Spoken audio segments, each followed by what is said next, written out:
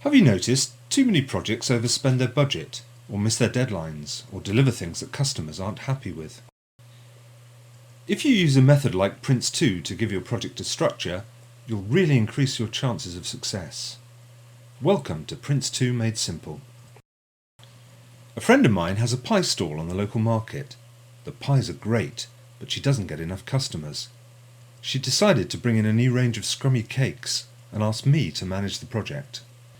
A Prince project has clearly defined outputs or products. In this case, the final product will be the range of cakes ready for sale on my friend's stall. The steps or processes in Prince help you structure your project. You need a clear, controlled start, middle and end.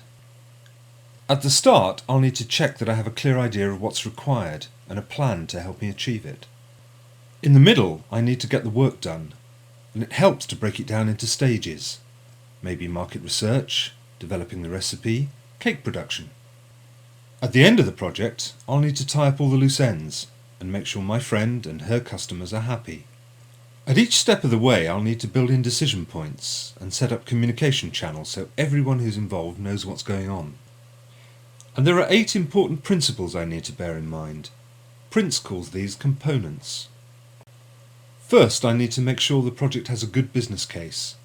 The benefits of the project, more customers, better sales, need to outweigh the cost. I'll need a plan. My final product is the range of cakes, but I need to think about all the other things, like the recipes and equipment. Once I'm clear about that, I can think about what I've got to do and the resources I'll need to do it. And that will tell us if our cost and time targets are realistic. I need to think about the rest of the team. My customers include the stallholder and her customers. I'll need to involve them in the decision making and in specifying and testing the final product. Then there's my suppliers. I'm not going to do it all myself, so I'll need to find someone to bake the cakes, write the recipes and design the packaging. Every project needs to manage risk or uncertainty. What if another stall starts selling cakes? What if something goes wrong in production? We can't just hope that none of this happens. And there's no point in having a plan if we don't use it to control progress.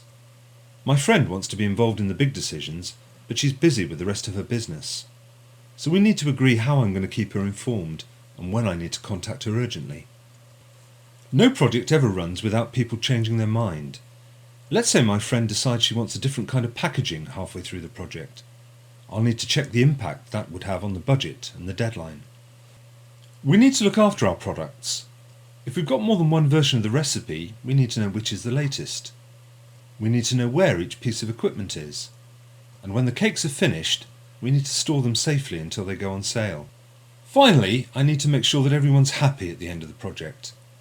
Quality management means finding out what your customers want and then making sure that everything meets their requirements. With our cakes, quality assurance has never been so much fun.